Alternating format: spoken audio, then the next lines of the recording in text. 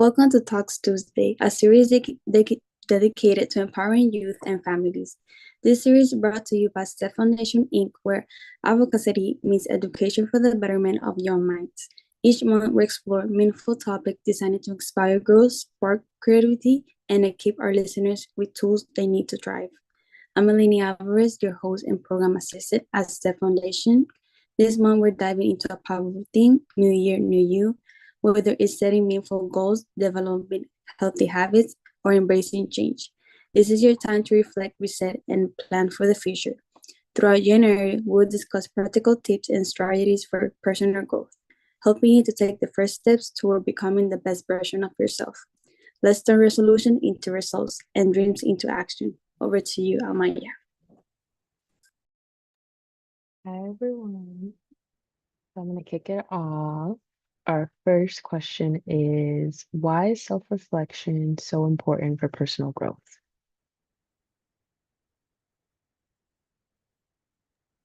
Ooh, I love self-reflection questions. Here we go.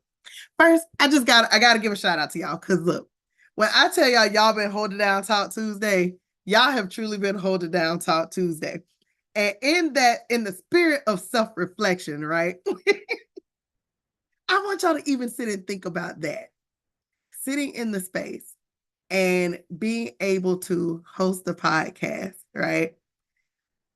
Unexpectedly, because even though some of you knew it was coming, right, it was still kind of a little unexpected. Like you didn't know what you were stepping into. You didn't know what it was going to be like or what it was going to look like. But when you sit and you self-reflect, what are some of the things you feel like you've learned, right? And when you think about those things, because you guys are living it, you're living in the now of being able to self-reflect to see what's the purpose of what you're doing. What are you getting out of what you're doing?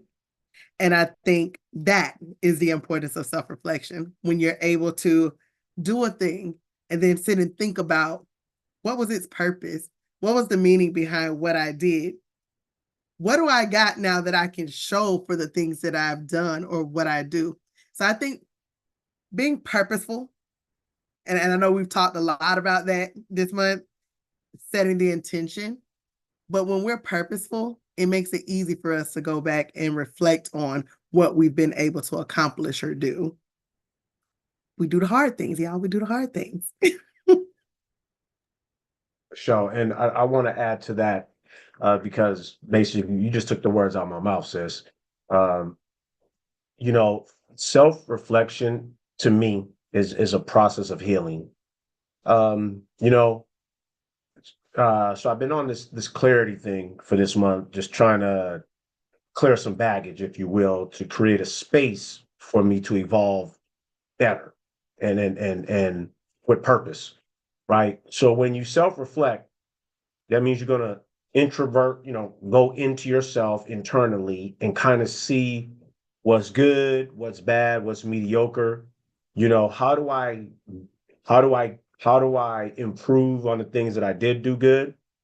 And then how do I manipulate uh to something more positive, the things I didn't do necessarily good. That's the part right there for me, the healing of those things, right?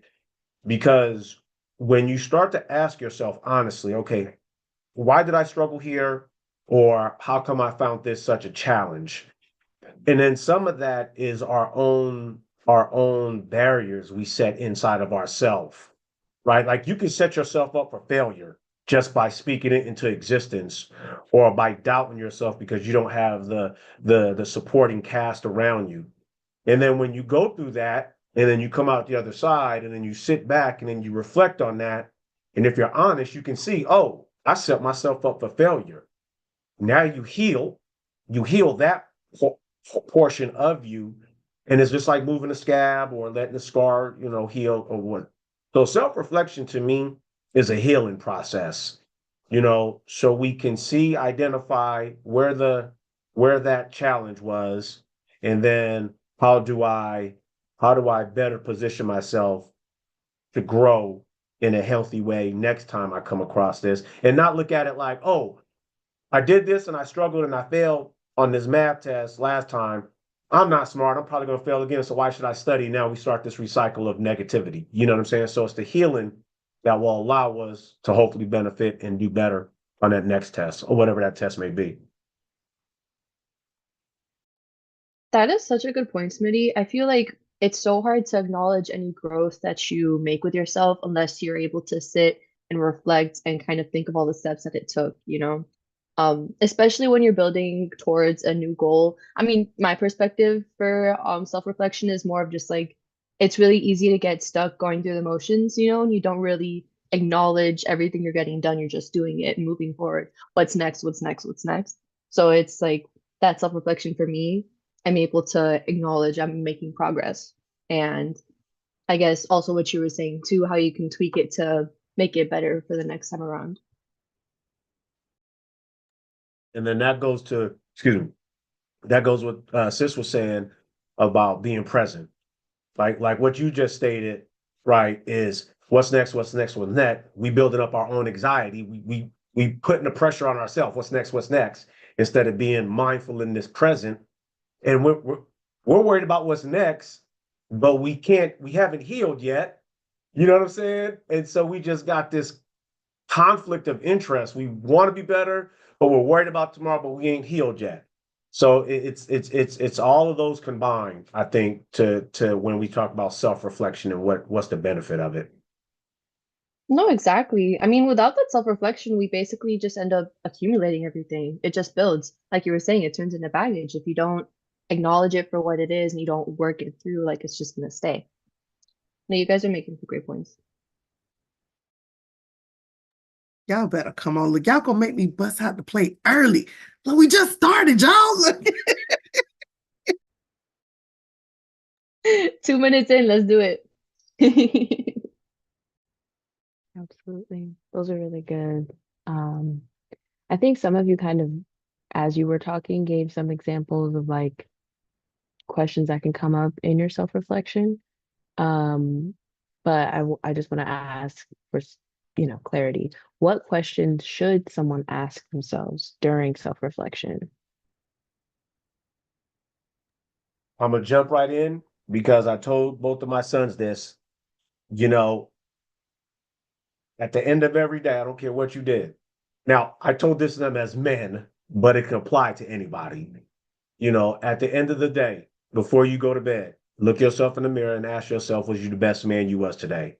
That's the start right there. Because only two things are gonna happen. Either you're gonna lie or you're gonna be honest. You know what I'm saying? And if we're talking about that question, that's the ultimate question right there. Was I the best person I could be today? Whether that's in my relationships, whether that's in my profession, whether that's in my studies, whether that's just in society in general, and that's a heavy, heavy question to ask yourself, because then the burden of accountability falls specifically on you. There's nowhere else to point fingers at. You know what I'm saying? So for me, like that's the biggest question to ask when you start talking about self-reflection. Come on, submit. I think another good way of self-reflecting is ask yourself, what can you improve on? Because there's always something new that we can learn. There's always something new that we can do. And there's always something that we typically tend to struggle with. But sometimes that struggle we place in the back of our mind. So by asking ourselves, what is something that I can improve on today? Where did you really struggle today? Because it may look different tomorrow. You might not be struggling with the same thing tomorrow. So every day ask yourself, what can you improve on? And I think even finding ways of gratitude. What is something that you're grateful for today? Because sometimes we have to find the good in all the bad that we encounter throughout the day. And so I don't want you to just think that when you are self-reflecting, you're self-reflecting on your negatives. Self-reflect on your positives too, because there's so many positive things in you that you're sharing with others that you may not even notice. And this is why it's hard when students are asked, tell me what your strengths are. It becomes the hardest question for students to ask because all they focus on are the weaknesses and the things that they need to do better at. They forget about their strengths and the things that they're great at. So always find the time to ask yourself, what am I grateful for? Even ask yourself, what did I accomplish today? Y'all, it could just be, I got out of bed today. That's an accomplishment. You know, I parked over here and I walked a little further than I did yesterday. That's an accomplishment. You know, hey, today I did my homework on time. Y'all, that's an accomplishment. I might have took 5 minutes to study for my exam. Well, maybe that's 2 minutes more than what you did yesterday. It's an accomplishment. So I think find the things that are also good about your day and reflect on it so that you can remember it when your day gets a little tougher the next time. Okay, I'm gonna get off a soapbox. Right. Yeah, I feel like I said earlier, going through the motions, you really get stuck and just you don't really process what you're doing. Like counting those blessings, like you were saying, is so important because I feel like it's something that's so easy to put aside. You completely even forget about the things that you're used to every day, that you're thankful for, that you're blessed to have, but it's, you're used to them. They don't resonate like they should. Taking those extra couple seconds. I think a podcast or two ago, it was one of these Talk Tuesdays lately. One of our guests was telling us how every day she writes a couple things down in the morning, like what she's grateful for and what she's planning to do that day. And I thought it was really beautiful to just like set the tone. That mindfulness is a skill. It is an acquired skill. Definitely something that needs to be practiced. Because it's not easy, but it's so helpful.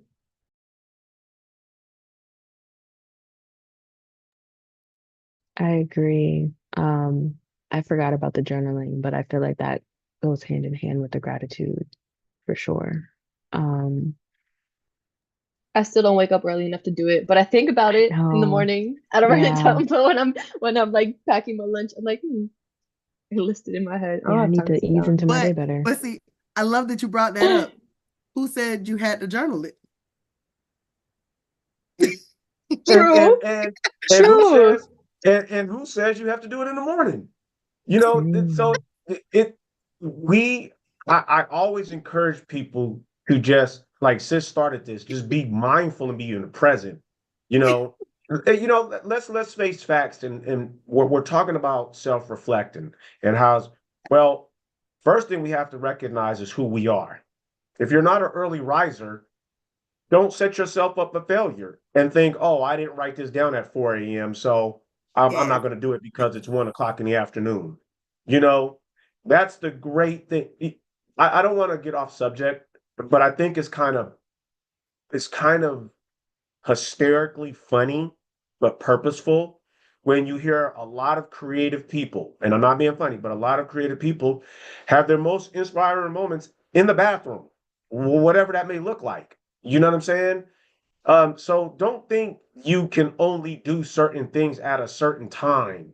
You know, time is a construct, and I'm not trying to be corny or hit the low-hanging fruit, but we are in a time where 24/7 is a real thing. And it doesn't matter where place thing got going on. You know what I'm saying? If that's the time for you to move in that energy, move in that energy. You know what I'm saying? And you can't compare what's that say? Comparing is the next thing to evil, like it'll suck all your joy out. Oh, I didn't write my journal down at 4 a.m. like they did. Who cares about them?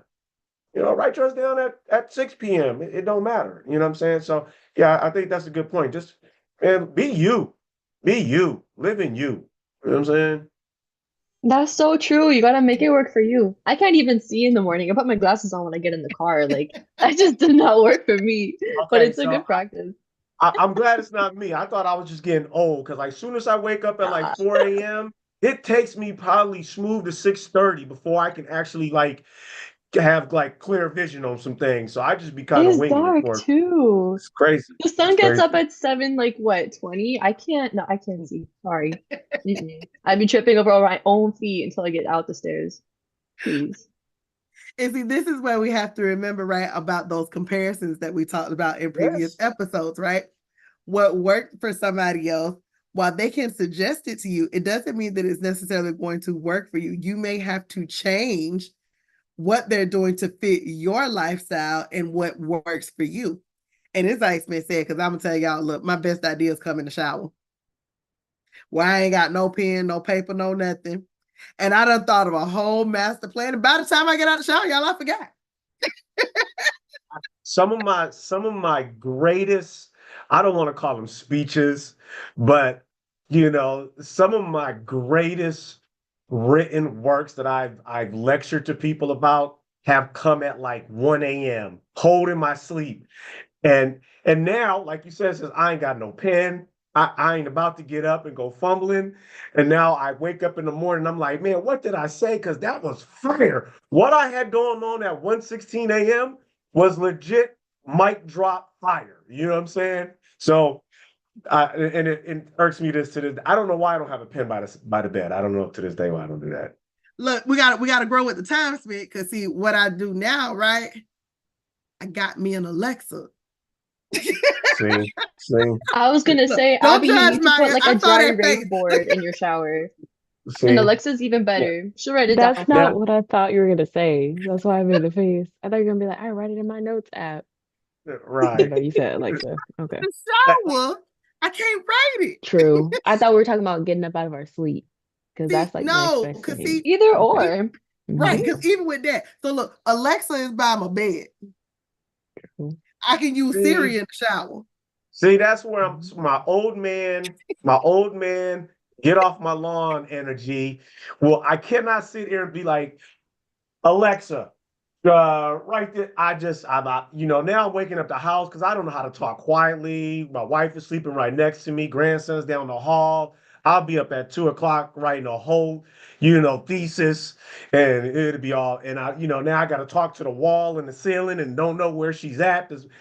Yeah, my OCD ain't gonna allow it. It's not gonna allow it. That and Alexa never understands what I'm saying. I always get into fights with her. My parents have one in their house. Her and I, we start yelling at each other. I can't do it.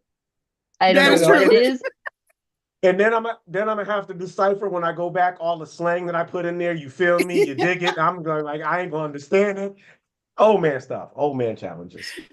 And my favorite with Siri is she always comes to my aid when I didn't ask for her. I'm like, oh, now you heard me. Now you heard me. Okay. I don't know what it is.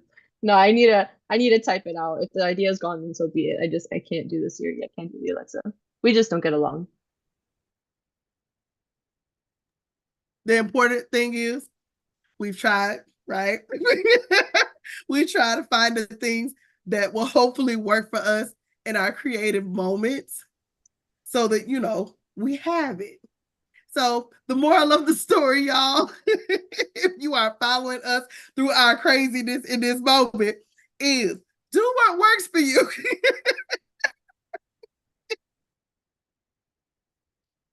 Definitely. Definitely. I know we kind of touched on this. So we've mentioned the journaling and the gratitude. Are there any other methods that we can use for reflecting like on the past year outside of like writing it down, or what can that look like? We'll talk it out with somebody. If you have that person who supports you in your dreams and your visions, right? And that person that you trust and confide in, you should be able to reflect with them. There's sometimes things that other people will see that we don't see. And I'm talking about positive and negative. So if you're going to go to this person, you have to be willing to be open-minded and be ready to listen to what they have to say. It don't mean everything that's going to come out of their mouth is right, y'all. And it don't mean you got to agree with everything that they say. The idea is, in order for us to become the best version of ourselves, we have to know how other people see us and how they perceive who we are, right? And again, it don't mean that it's true. It just means that we're asking somebody's opinion of us and what they see in us, or how we can improve and become better. And I think that's always a plus, being able to do that, because guess what? When you go on a job, your job is going to give you an evaluation, whether you agree with that evaluation or not. when you in school, you getting evaluated, whether you agree with that evaluation or not. So evaluations happen throughout your lifetime. Apply it to your personal. So then that way you can continue to grow and thrive and be whoever it is that you desire to be. But I think just asking other people for that feedback can be super helpful when you're reflecting on you.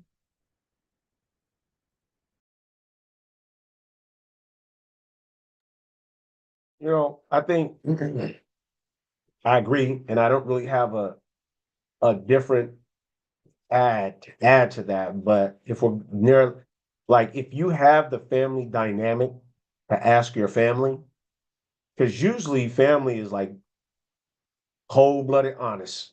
You know what I'm saying? Um, and you know, that's the lit test right there. You know, so, like seriously, some of my hardest conversations is, been with my children and my wife, you know, just getting their feedback. Um, a lot of it, it's painful because you have to become accountable. And then are you willing to grow? Like Sis said, if we want to evolve and we want to grow, then, that evaluation has to take place. And if we do it ourselves, we're going to give ourselves straight A's, of course, but sometimes you need that external energy to kind of be like, nah, bro, you missed the point on that one. You know what I'm saying? That ain't really how that went down. That really ain't how that transpired. That really ain't, this, that, and the third, you know. And I think for me, that's one thing I have to work on when I start talking about self-reflection and evaluation is it used, and it still is to this day, really hard for me to give honest feedback to my family members, to like my children and my wife, because you don't want to hurt feelings. You know what I'm saying? And sometimes if you're one searching for that, you don't want your feelings hurt. So it's kind of a very, very weird thing, you know what I'm saying? If we're looking for that evaluation to grow and how do we, categorize it. I think it circles all the way back to a lot of conversations like one, being comfortable with yourself. What does the family dynamic structure look like? And then, like Sis says, your friends and you get their feedback. If you go to a group of friends that ain't your group of friends, you might hear some things you don't want to hear. You know what I'm saying? So that's the best avenue, but you just got to be in the right mindset to enter into that into that arena. You definitely gotta be prepped. And I love that you said, like, for some people, and I think it could be either extreme, right? You're either going to be the person that gives yourself all the A's, or you're the person that's overly critical about everything that you do. And all the flaws that you see, other people do not see. And all the things that you think you're failing at, that is not what other people see. And sometimes you need to hear that in order to move past that thing that you're stuck on. So yeah, I love that, Smith. You're 100% correct. That's so true. Because, I mean, if you think about it, we spend so much time with ourselves. We're always in our head. We can be our biggest critic or our biggest fan just because, like, our, what's it called? Our view of ourselves gets distorted. It's not like everyone else where they see us in our actions and our words just as they are. It's either, I don't know, your actions with yourself, you can justify them and you don't see them for what they are. And you think everything is perfectly fine, or you think yourself too harsh. I feel like everybody's either one side or the other, unless you have that balanced mindset. Where it's nice to meet someone with that. If you got the balance, that's good. Look, everybody, their desire is to be that happy medium, right? But typically, like you said, we're either one extreme or the other. You either that, yeah, I'm hyping myself up all day. I got all A's. You can't tell me I did nothing wrong. Or it's that I'm doing all these things wrong. I need to go back and revamp that because it's not right. Oh my goodness, they're gonna hate when I turn this in. Like, you get one of the two extremes for sure. Can I touch on that and like go into the weeds a little bit about that, especially if you're a young person listening to this and you're trying to figure that dynamic out, right? That balance. It is absolutely the process of self-evaluation, self-reflection, the healing, and then your evolution, right? All tied into one. And this is and I just thought about this maybe like 2 weeks ago to answer this question. But I actually to try to throw some clarity out there for the purpose of we're being too harsh on ourselves or we're being overly, confident. When I was a younger man,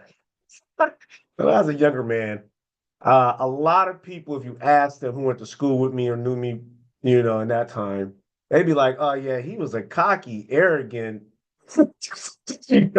SOB, you know, uh, conceited, all of that good stuff, right?"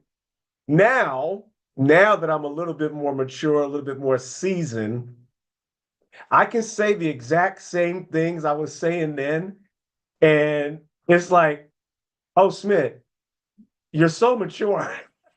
Yes, I'm saying the same thing I said there.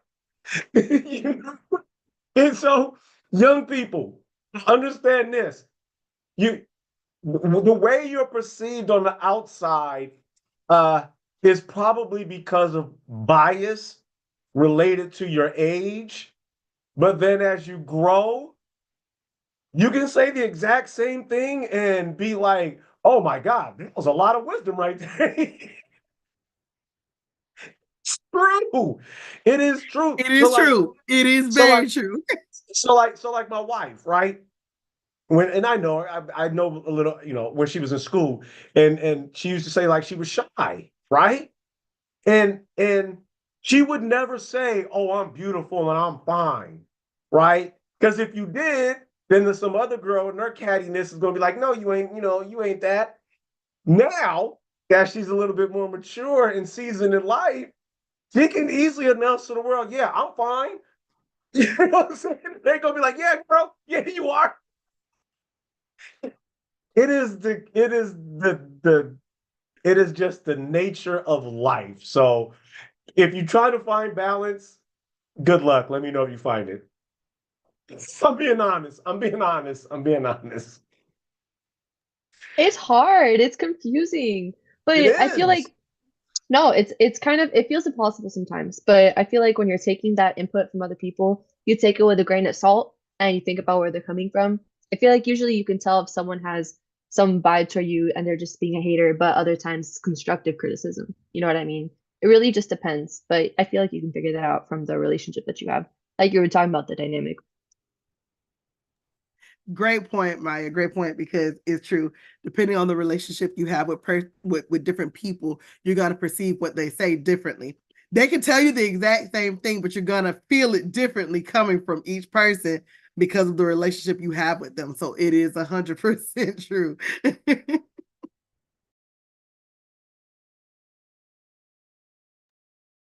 I have a follow-up question based off of some of what you guys said. So we were talking about I guess who we can go to like we can go to a person to self-reflect. That could be, a friend or family members. How did you guys like handle any kind of like emotion that came up? Maybe a feeling of overwhelm when like someone's being honest with you and about like an area you didn't do so well in. Like how do you take that in but not fit in it forever? I love that question. And I think, again, it's important to identify the person that you're going to talk to, because you need to, if you know them, right? If this is your person, so for me, my person, look, my people, because I have multiple people that I go to for different reasons and different things, right? Each one of them, though, I know if I ask them to be honest with me, they're gonna definitely be honest with me. The good, the bad, the ugly. And again, it's about preparing yourself mentally to receive what you are asking for. Because you're going to them and you're asking for feedback, right? You're asking them to tell you a thing, or you're asking them to hear you out. Now, are you ready to really receive it? So it starts with you preparing you before you ever open up the door to ask anybody anything. Preparing yourself mentally to say, okay, if I'm asking this, why am I asking it? What is it that I really want to get from this conversation?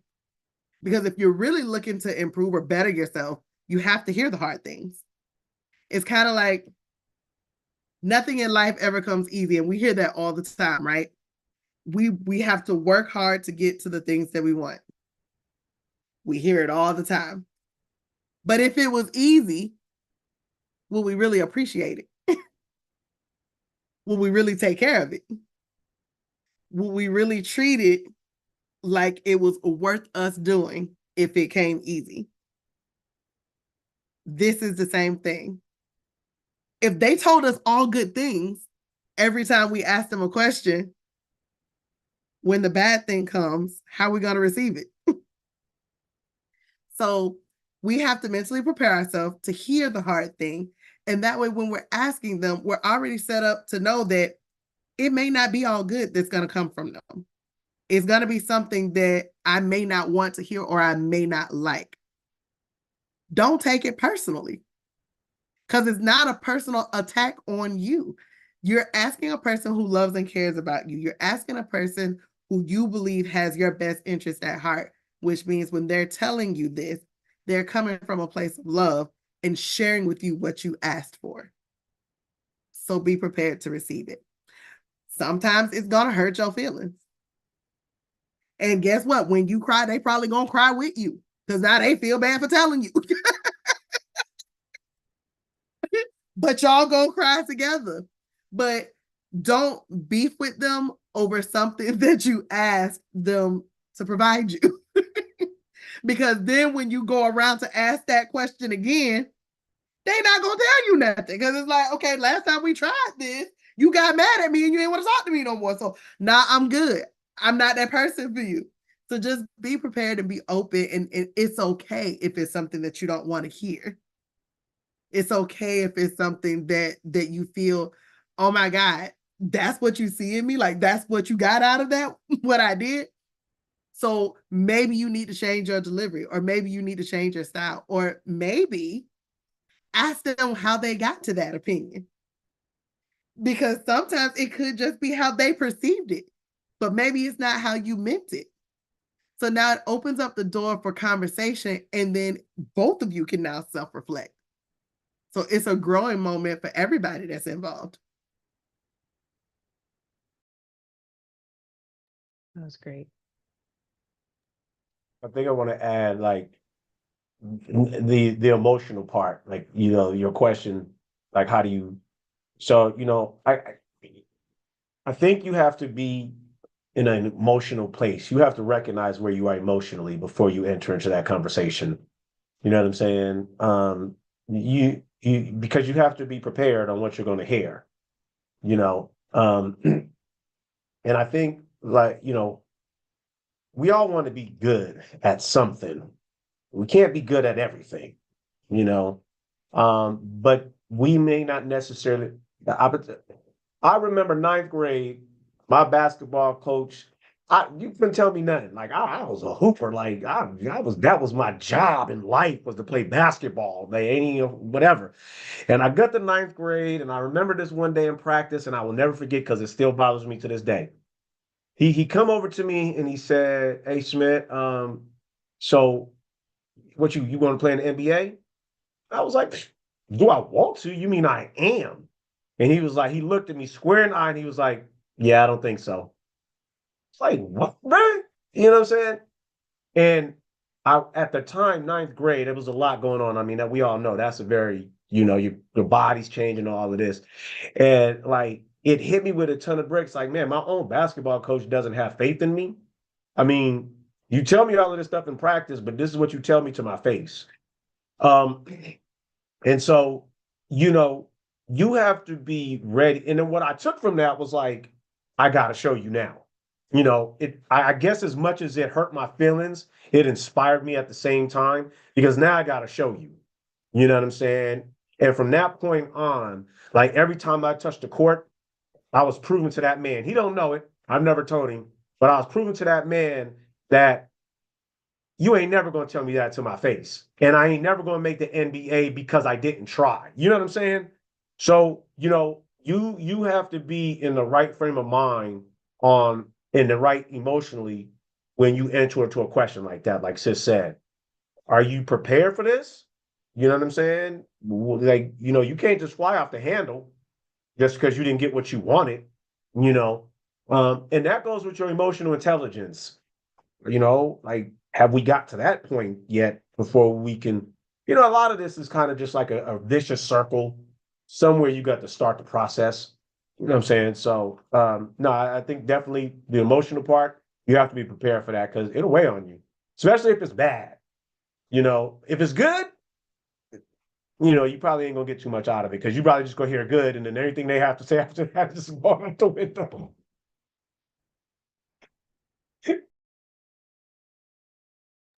I love that you said, like a prime example, y'all. If you already having a bad day, this may not be the day to go and ask somebody for their feedback on you. If you got the worst news of your life today, this may not be the day that you want to go and ask for feedback on you. So if it was a pre-scheduled event, because I know some of us live by our calendars like me, you want to postpone that meeting for a better day. Yeah, you move that to next week. Okay, look, if you're already feeling it's an off day, don't have that conversation because it's not going to go anywhere how you planned it. And everything you hear is going to be personal to you. And it's going to feel like a personal attack. So yeah, that frame of mind and that headspace, yeah. It's a whole vibe, y'all. It's a whole vibe. You guys literally have me like taking notes on this. This is crazy. I know it's for the kids, but I'm getting a lot out of this too. I enjoy these. I think that just about wraps up the time that we have for today. So I'm gonna hit y'all with the outro. Okay.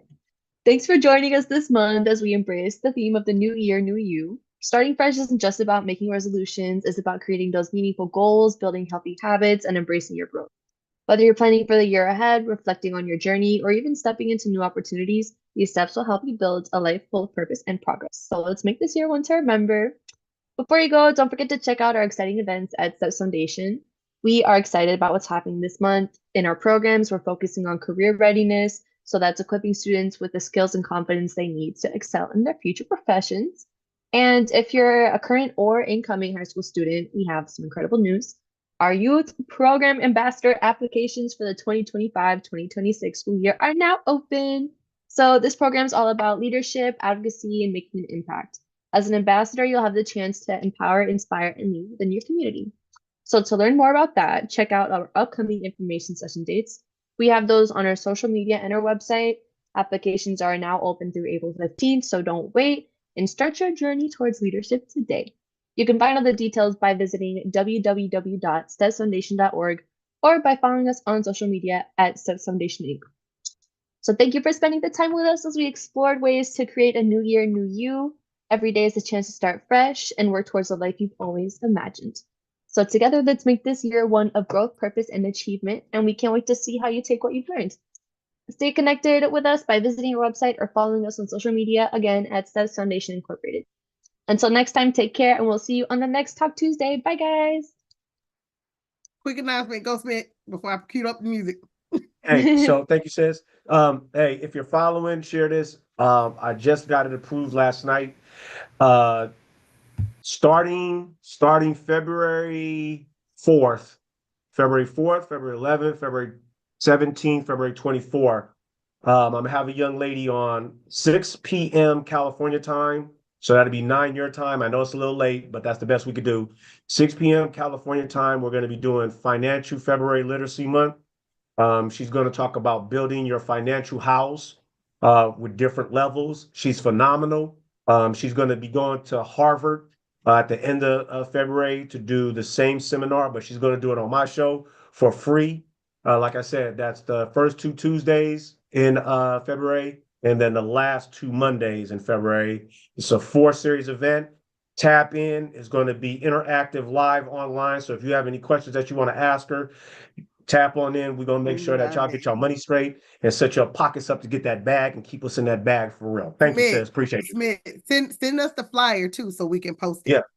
Yeah. Hopefully the flyer's done tomorrow night. I'll send it to you. Perfect. Thank you. Thank you. Look, I love it. I love it. Look, let's keep that financial literacy going because we can never have enough financial literacy. So we here for it all. And if our students and families can tap in, y'all tap in, because look, we all about making sure you guys have access to resources and tools to help sustain your lifestyles. All right, guys. Look, I love it. I love it. Good night, everybody. Thank you for joining us. Good night.